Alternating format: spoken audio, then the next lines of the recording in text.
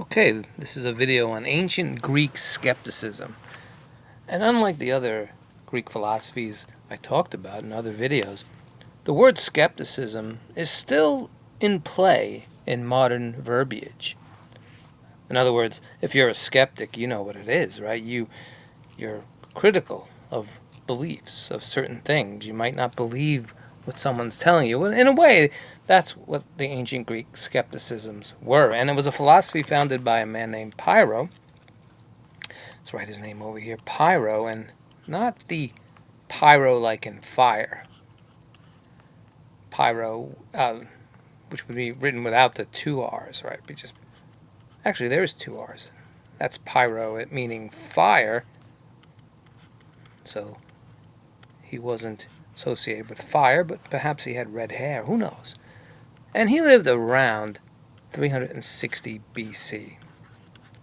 360 years before Christ or before the Common Era, whatever one you want to note. So, and he lived in a region called Elis, and let me show you that on the map.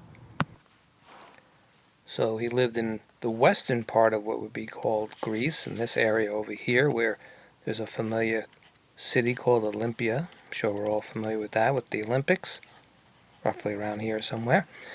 And if you're put it in a little perspective, Athens would be around here. This would be Athens, so the hotbed of philosophical discourse, the ancient Greeks, right over there. So if we look at a timeline, we can, if just to get a better understanding, we have, of course, perhaps the most famous philosopher, Socrates, who died around 399 BC. He died in 399 BC. We shouldn't say around. There's evidence he died around 399 BC. And then we have Plato, who was his student. Then there was, oops, got a little C that, fix that C, Cynicism. Cynicism was, I have philosophies on that.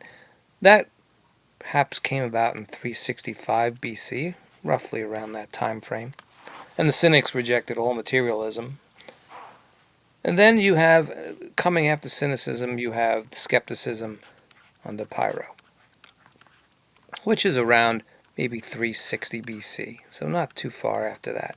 And of course, after Pyrrho, you would have Stoicism under Zeno in 300 BC. So what did they believe? What was their tenets? What their convictions? So if you're called skeptical today, it's just you might say, I don't believe that. Whatever someone's telling you, well, I don't believe that. That may not be true. That's being skeptical. Well, the skeptics were a little bit different than that. They would have been skeptical in their own way, but they rejected judgment. They had a suspension of judgment. That was the key thing.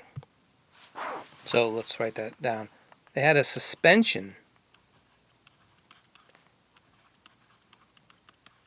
of judgment. So they wouldn't say either way whether they believed it or didn't believe it. They would be neutral. They'd be moderate. Because what they said, it is impossible. It is impossible, according to the skeptics, impossible to know anything.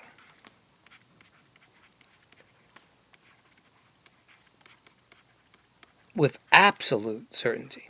So you could know things, but to know if it was absolutely true, so we'll say with absolute certainty.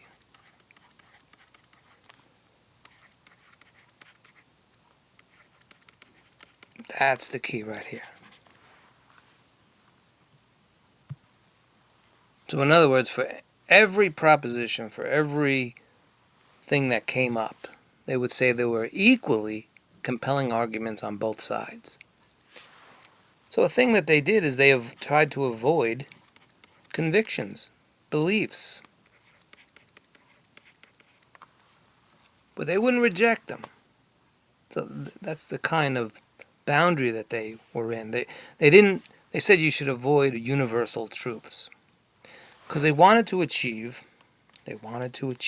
just like I had a video on the empiricism, on the Epicurus, so that they wanted to achieve tranquility,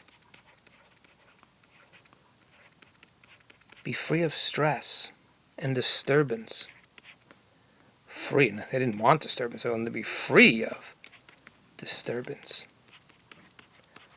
And there was a word called, and I'll write it down here, just like when we talked about with Epicurists, ataraxia.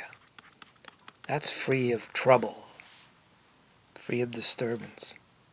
So they didn't want to withdraw from the world, like the Cynics. If you remember the video on the Cynics, they wanted to withdraw from the world.